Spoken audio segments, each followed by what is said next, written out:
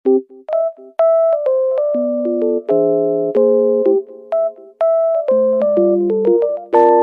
mulai.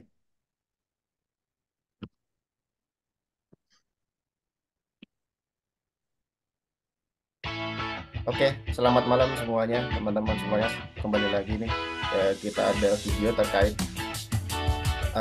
pengenalan SQA yang akan disampaikan oleh abang-abang kita semua. Di sini ada Bang Johan, Bang Mikel, dan saya sendiri adalah Pak Sendra. Oke, kita berlama-lama lagi untuk materi yang selanjutnya akan disampaikan oleh Bang Johan. Dipersilakan Bang Johan. Baik, perkenalkan nama saya Johan. Saya akan menjelaskan apa itu SQA. Jadi SQA itu adalah Software Quality Assurance, singkatan dari berikut. Nah, di mana SQA ini adalah suatu proses yang terstruktur dan sistematis untuk memastikan bahwa perangkat lunak itu yang kita kembangkan ini memenuhi standar kualitas yang telah ditentukan. Lalu apa tujuan SQA? Nah, tujuannya ini adalah untuk mencegah cacat atau masalah yang mungkin muncul selama siklus hidup perkembangan perangkat lunak tersebut, yang dimana perangkat lunak ini berfungsi sesuai dengan spesifikasi dan harapan oleh pengguna.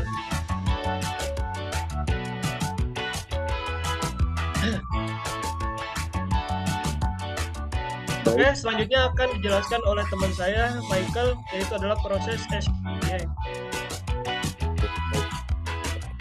Ini adalah pendekatan sistematis yang mencakup berbagai aktivitas untuk memastikan bahwa perangkat lunak yang dikembangkan memenuhi standar kualitas yang diharapkan. 1. Perencanaan kualitas.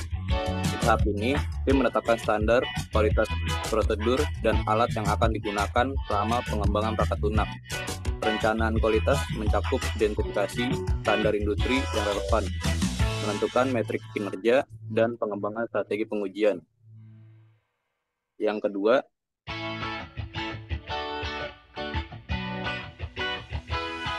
pengelolaan proses pengembangan.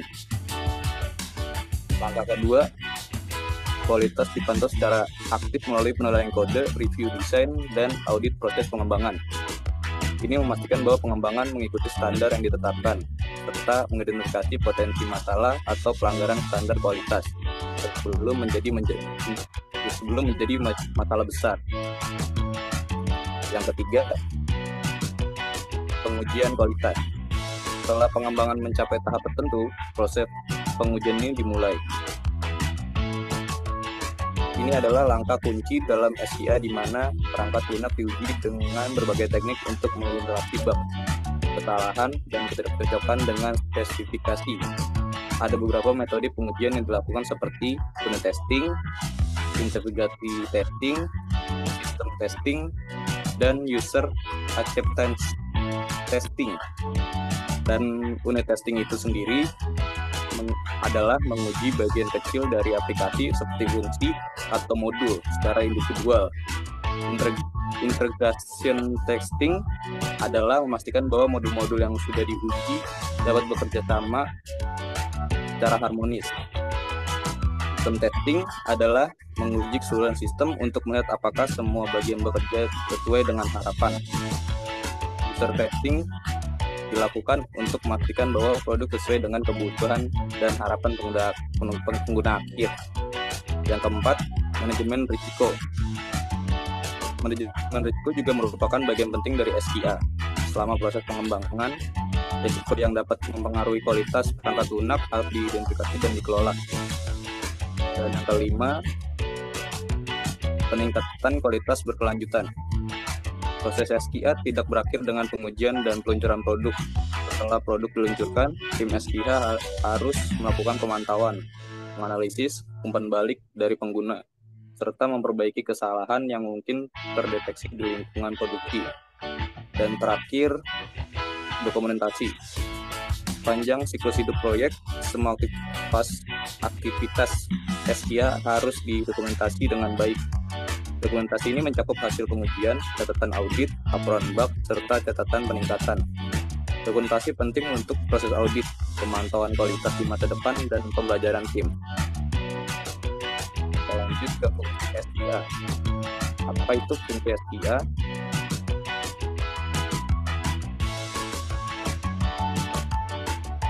Satu, mencegah kesalahan. SIA membantu menemukan dan memperbaiki kesalahan bug sejak dini dalam proses pengembangan. Dengan demikian, biaya perbaikan dapat ditekan dan risiko kegagalan produk dapat diminimalkan. Yang kedua, memastikan kualitas. SIA memastikan bahwa perangkat lunak memenuhi persyaratan fungsional dan non-fungsional yang telah ditentukan, seperti kinerja, keamanan, dan kegunaan. Yang ketiga, meningkatkan kepuasan pengguna. Dengan kualitas yang terjamin, pengguna akan merasa puas dan lebih percaya diri dalam menggunakan perangkat lunak. Hal ini dapat meningkatkan loyalitas pelanggan dan reputasi perusahaan. Yang keempat, mengoptimalkan proses.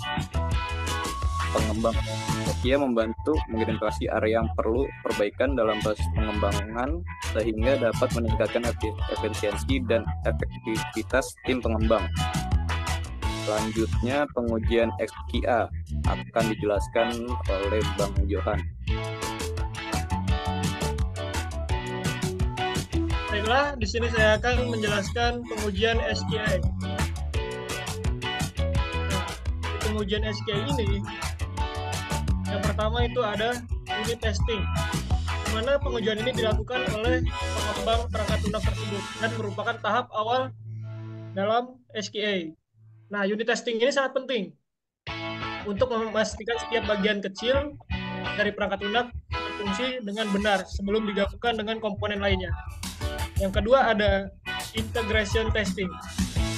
Nah, integration testing ini adalah setelah unit-unit individu diuji, pengujian integrasi dilakukan untuk memeriksa bagaimana komponen yang berbeda bekerja sama. Lalu, ini juga penting untuk mengidentifikasi masalah integrasi antara modul-modul yang dapat terjadi ketika sistem dibangun secara keseluruhan. Nah, selanjutnya yaitu ada sistem testing. Sistem testing ini adalah pengujian seluruh sistem, yang dimana salah satu pengujian utama dalam SQA tersebut. Nah, ini dilakukan untuk memastikan juga perangkat lunak secara keseluruhan ini berfungsi sesuai spesifikasi, baik secara fungsional maupun non-fungsional.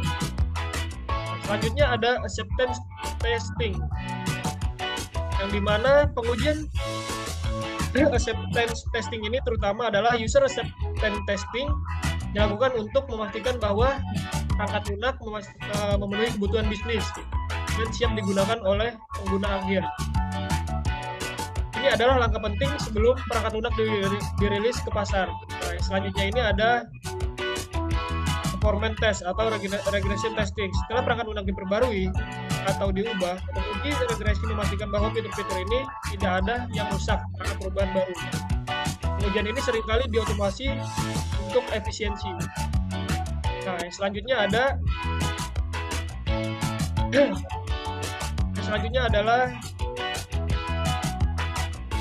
mock testing, security testing.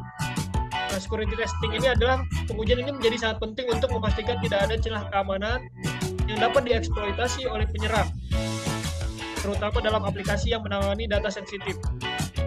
Oke, inilah pengujian tentang SQA. Yang selanjutnya adalah tantangan SQA yang akan dijelaskan oleh Bang Cassandra. Oke, terima kasih Bang Jo dan Bang Mikel. Selanjutnya, pada kesempatan video kali ini saya akan menjelaskan tentang tantangan apa saja yang dihadapi ketika melaksanakan SQA. Oke, seperti sama-sama kita tahu bahwa tujuan SQA tadi sudah dijelaskan oleh Bang Johan dan Bang Mikel adalah mencegah adanya error, memastikan kualitas software itu sendiri, kepuasan pelanggan, dan juga adanya pengembangan dari software itu sendiri. Seperti halnya setiap proses penting dalam pengembangan perangkat lunak, implementasi software quality assurance juga memiliki tantangannya sendiri. Salah satu tantangan utamanya adalah keterbatasan anggaran atau biaya, baik dari segi perangkat maupun waktu yang dialokasikan. Yaitu yang kedua adalah waktu itu sendiri. Jadi waktu itu juga sangat penting dalam tantangan yang dihadapi saat waktu pengembangan SQL. Selain itu juga pengujian menyeluruh membutuhkan waktu yang cukup lama dan tekanan untuk merilis produk dengan cepat bisa mengurangi kesempatan untuk melakukan pengujian yang komprehensif. Dan yang terakhir adalah adanya kompleksitas sistem itu sendiri, di mana perangkat lunak juga menjadi tantangan tersendiri, terutama jika aplikasi yang diuji memiliki banyak modul yang saling bergantung. Hal ini bisa membuat penguji semakin rumit dan rentan terhadap masalah yang tersembunyi. Menghadapi tantangan ini membutuhkan perancangan yang sangat baik, pengguna alat otomatis yang tepat, dan kerjasama yang erat antara tim pengembang dan tim QA itu sendiri.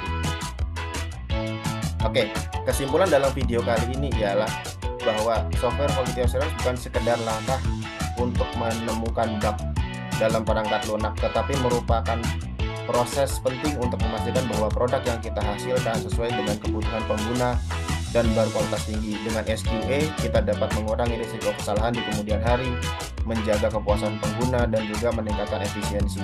Pengembangan perangkat lunak secara keseluruhan, proses QA yang baik juga merupakan investasi jangka panjang untuk meminimalkan biaya perbaikan dan mengurangi penggunaan pada produk setelah diluncurkan.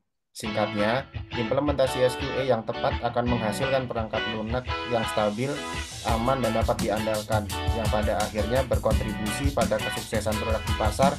Oleh karena itu, SQA harus dilihat sebagai elemen inti dalam setiap proyek pengembangan perangkat lunak.